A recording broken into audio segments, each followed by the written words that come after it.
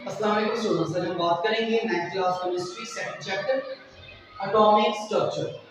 तो सबसे पहले हम बात करेंगे एटम के बारे में और फर्दर इस चैप्टर के अंदर हम एटम क्या है ये डिस्कस करेंगे, एटम के डिफरेंट मॉडल डिस्कस करेंगे, एटम के जो बेसिक सब एटॉमिक पार्टिकल्स हैं इलेक्ट्रॉन, प्रोटॉन, न्यूट्रॉन, इनकी डिस्कवरीज, इनकी प्रॉपर्टीज के बारे में डिस्कस करेंगे एंड फर्दर आइसोटॉप्स के बारे में इस चैप्टर में डिस्कस किया जाएगा। बट स्टार्ट करेंगे एटम से।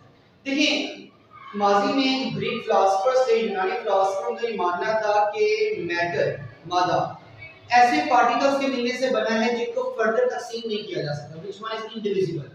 लेकिन उन्हें क्या नाम दिया जाए ये किसी को आइडिया नहीं था। तो एंशिएंट ग्रीक फिलोसोफर था डेमोक्राइटस, जिसने फर्स्ट टाइम सजेस्ट किया था कि matter is composed of tiny indivisible particle, कि कोई भी मादा, कोई भी मैटर ऐसे पार्टिकल्स के मिलने से बना है जो इंडिविजिबल, नाकाबिले तकसीम है, और उसने क्या नाम दिया पार्टिकल्स को? एटम का। बेसिकली इसने एटम का जो वर्ड था वो एक लैटिन वर्ड, लतीनी जुबान का लफ्ज था एटमोस, एटमोस से डराइव किया था और एटमोस का मीनिंग क्या था? इंडिविजिबल। जैसे हमने ऊपर पहले कहा कि मैटर इंडिविजिबल पार्टिकल्स के मिलने से बना है और उन इंडिविजिबल पार्टिकल्स को हम लोग क्या नाम देंगे? एटम का। और ये जो एटम का नेम है ये कहां से डराइव किया गया? लैटिन लैंग्वेज से डराइव किया गया। वर्ड क्या था? एटमोस, जिसका मतलब क्या था? इंडिविजिबल। तो ये बेसिक डेमोक्रेटस का रोल था इन इंडिविजिबल पार्टिकल्स को नाम देने का। इसके बाद हम लोग बात करें about the Dalton atomic theory.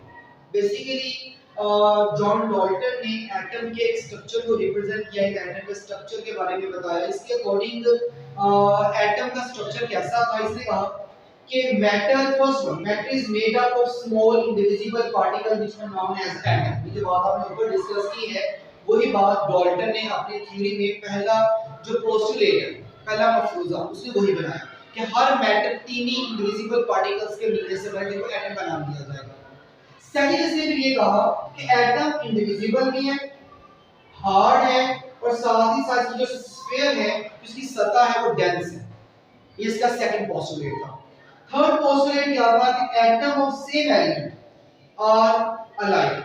ये बात हमने चैप्टर 1 में डिस्कस की थी एलिमेंट की डेफिनेशन के अंदर भी, कि element is consist on same type of atoms. तो वही बात यहां पर है कि आपके पास सेम एलिमेंट्स हमेशा एक जैसे एटम्स के मिलने से ही बनते हैं, और यही एलिमेंट्स जब आपस में कंबाइन करेंगे by different ways, by physical ways, by chemical ways, they are form the compounds.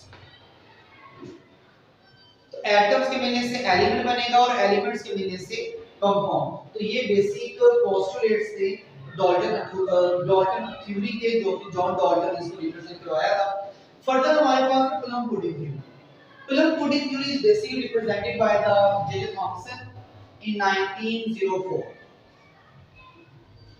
जबकि जो डाल्टन एटॉमिक थ्योरी थी 19th सेंचुरी में इसको प्रपोज किया गया था, जबकि प्लम पुडिंग थ्योरी को 1904 में प्रपोज किया गया था।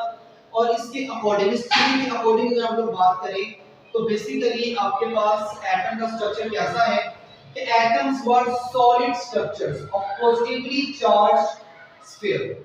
क्योंकि जो स्फीयर होगी, जैसे आप डायग्राम में देख सकते हैं कि हमारे पास ये एक एटम है जिसके अंदर पॉजिटिव चार्ज है, और इस पॉजिटिव चार्ज के अंदर क्या होगा?